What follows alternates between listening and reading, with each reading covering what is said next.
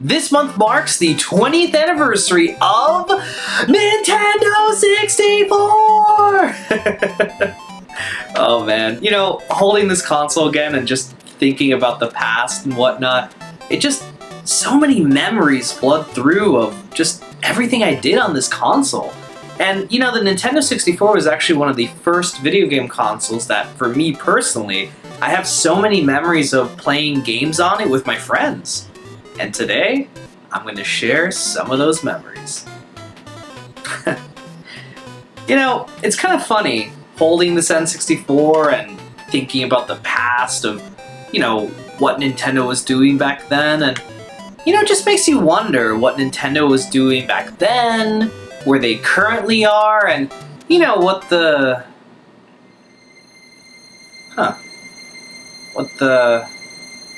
future holds. Things like the rumored capabilities of their next home console, NX. Rumor has it that the console will be partially portable, allowing you to have both a home console and a portable console all in one.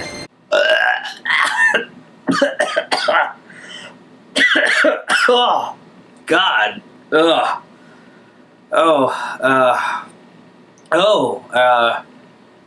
Sorry about that, folks. I guess I kind of dazed off there a bit.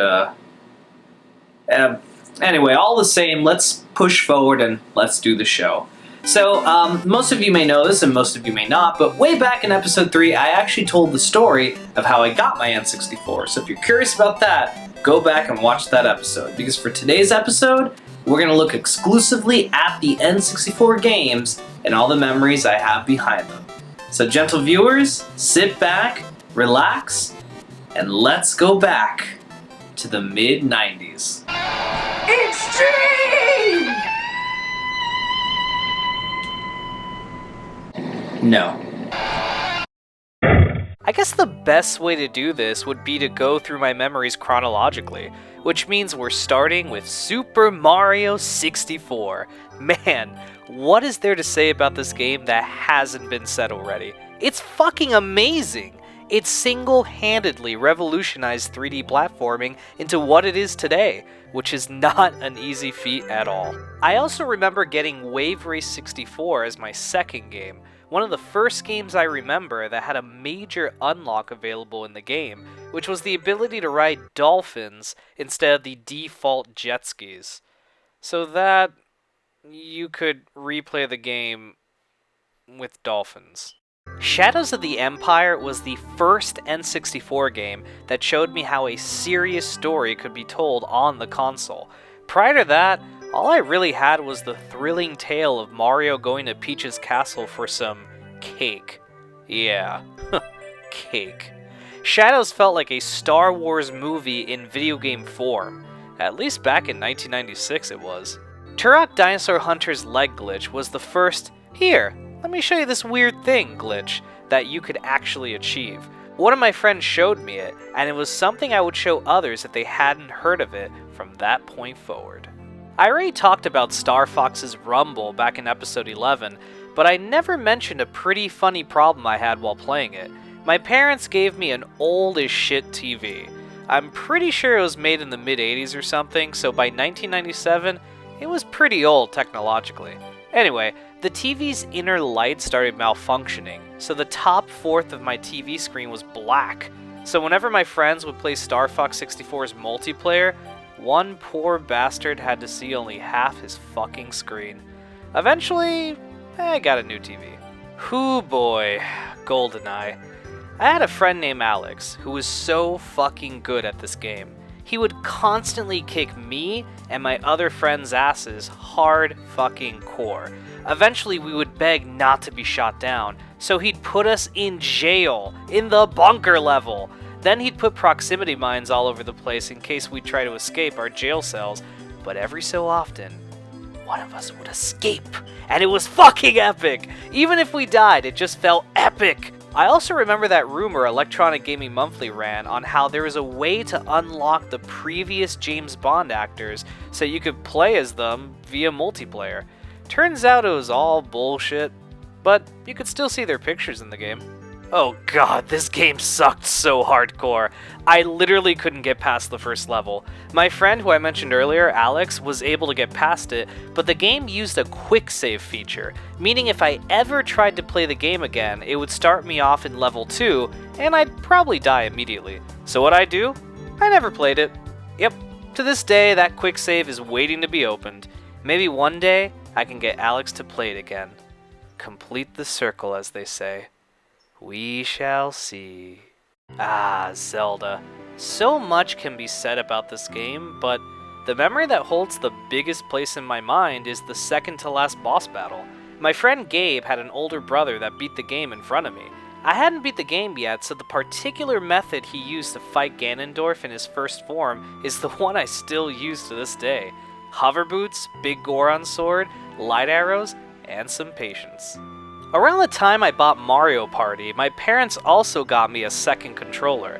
They wanted my sister to be able to join in on the N64 fun, so she picked a red controller to be hers.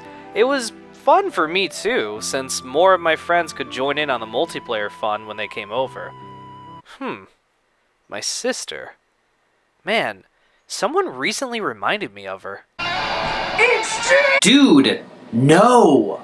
The Naboo Starfighter code for Rogue Squadron was amazing! That was such a cool surprise that would never happen now. We had a little bit of the Phantom Menace before the movie even came out. Speaking of the Phantom Menace, how surprisingly good was Episode 1 Racer? Whew, that was a good one. For all the great memories I have of Ocarina of Time, I have even better ones for Majora's Mask.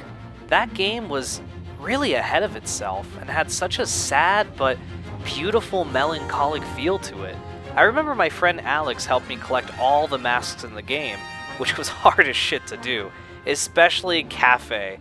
It was epic but damn hard. I recently got to replay the game on 3DS not too long ago, and man, did that bring back a flood of memories.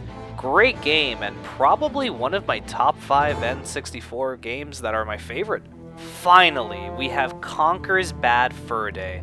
To me, it was the last awesome N64 game that came out.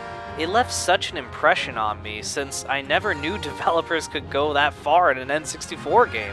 Like, jeez, this game had a lot of shit going on for it. I even heard they served beer at their E3 booth way back then. That's badass. And that pretty much wraps up my memories from the Nintendo 64. You know, the Nintendo 64 was a great console with so many great memories attached to it.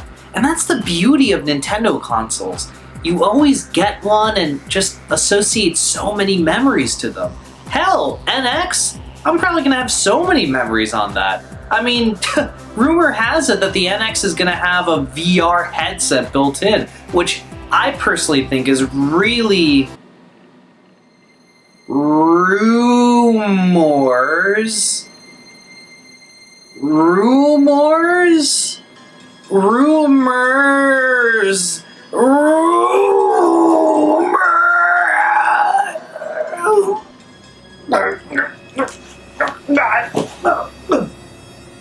I did it. I did it. You see, gentle viewers, the only way I could trick the RBD guy into letting me into his base of operations was to make him think that I truly wanted to take over his show. So I hypnotized myself. What better way to infiltrate through by hypnotizing yourself? All I needed was a trigger to kick in, which began last episode, of course, and now I'm back to my true state. Oh, we'll not be covering retrospectives anymore. No. We will cover the true importance. Next episode, rumors be damned, I think. Rumors be damned. I'm thinking of what might happen next.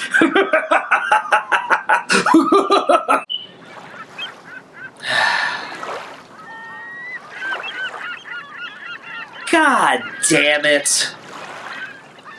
Oh. That guy is an asshole.